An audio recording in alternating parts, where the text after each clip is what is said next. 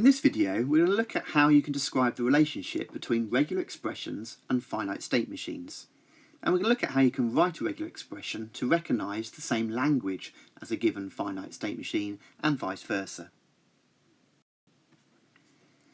So, regular expressions and finite state machine are equivalent ways of defining any regular language. A language is considered regular if you can represent it by a regular expression.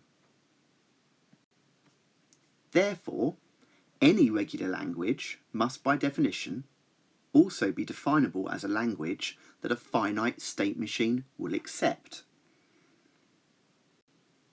Okay, it's all very well saying that, but let's prove it.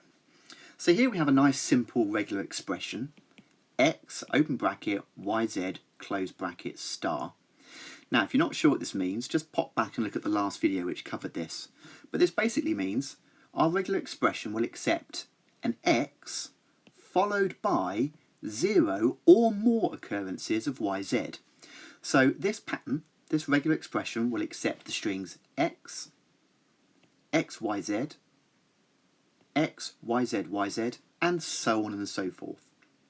And we should be able to represent this regular expression as a finite state machine. And indeed we can. So here's our starting state 0, and first of all we have an x and we transition to state 1. Now remember, this effectively is an accept state because this regular expression will accept simply x, and if we do x, we've accepted it.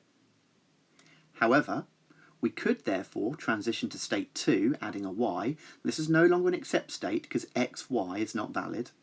And then let's add a z, so now we've got x, y, z, and we're back in the accept state, x, y, z. And as you can see, we could cycle through and add another y and z, and each time end back at an accept state.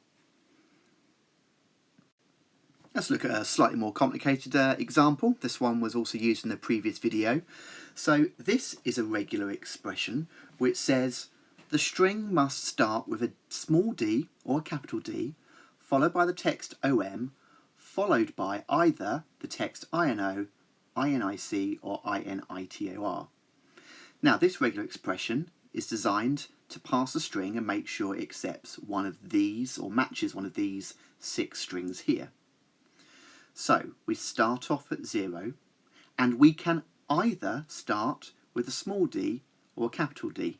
So you transition using either path to S1.